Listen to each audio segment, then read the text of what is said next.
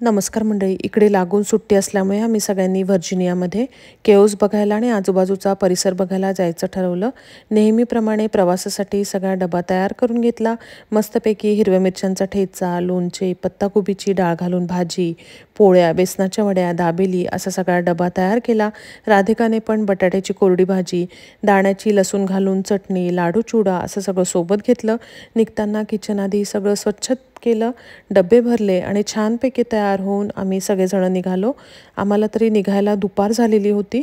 आम्ही आधी निघाल्यानंतर इंटरस्टेट 85 या हायवेला लागलो। त्यानंतर इंटरस्टेट 95 या हायवेवरून आम्ही व्हर्जिनियाला जातो तो इंटरस्टेट 15 हायवे आहे त्याला लागलो आणि सरळ सरळ आम्ही व्हर्जिनियाला पोहोचलो। आम्हाला जाताना रिचमंड, हॅरिसनबर्ग, विंचेस्टर अशी गावं लागली। आमच्या घरापासून ते व्हर्जिनियापर्यंतचं अंतर 4.5 तासांचं आहे, परंतु आम्ही मध्ये एका ठिकाणी ब्रेक घ्यायला थांबलो होतो, म्हणजे जेवायला थांबलो होतो आम्ही एका ठिकाणी, त्यामुळे आम्हाला थोडा जास्त वेळ लागला। एका ठिकाणी थांबून आम्ही सोबत आणलेले डबे खाल्ले आणि रात्री जिकडे आम्ही मुक्काम करणार आहोत त्या हॉटेलमध्ये पोहोचलो। त्यानंतर सकाळी आम्ही लवकर उठून तयार झालो। राधिकाने सकाळी हॉटेल रूममध्ये राईस कुकरमध्ये छान कांदा पोहे केले।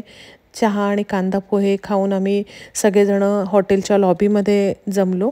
त्यानंतर आम्ही सगळेजण केव्ज बघायला निघालो। या केव्ज 1878मध्ये 5 माणसांनी शोधून काढलेले आहेत। या जमिनीमध्ये ऑलमोस्ट 10 मजली बिल्डिंग उभी राहू शकेल एवढ्या आतमध्ये आहेत। लाखो वर्षांपासून पाणी झिरपून वेगवेगळे आकार तयार होऊन या केव्ज नैसर्गिकरित्या बनल्या आहेत। आतमध्ये हे सगळं खरंच बघण्यासारखं आहे। आतमध्ये मी व्हिडिओ काढलेले आहेत, पण अंधार असल्यामुळे ते इतके क्लिअर तुम्हाला व्हिडिओमध्ये सगळं दिसत नाही आहे, पण आतमध्ये खूप छान आहेत, हे सगळं बघण्यासारखं आहे। त्यानंतर आम्ही सगळेजण उंच डोंगरावर गेलो। तिथे 2.9 मैलची ट्रेल होती, ती ट्रेल केली आणि एक धबधबा बघायला गेलो। सगळेजण आम्ही धबधबा बघायच्या तिथे पोहोचलो। खूप छान वाटत होतं। खरं तर फॉल असल्यामुळे सगळ्या झाडांची पानं गळायला लागलेली आहेत। आम्ही इकडे 2 आठवडे आधीच यायला हवं होतं।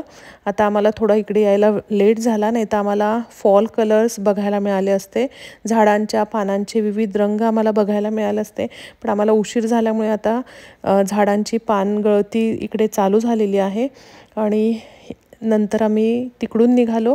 येताना आम्ही रिचमंडला थांबलो, तिथे एका इंडियन हॉटेलमध्ये जेवणं केली आणि रात्री 10-10:15पर्यंत आम्ही आमच्या घरी सुखरूपपणे पोहोचलो। अशा प्रकारे आम्ही छानपैकी ट्रिप आमची झालेली आहे आणि खूप सगळ्यांनी मजा केली। धन्यवाद।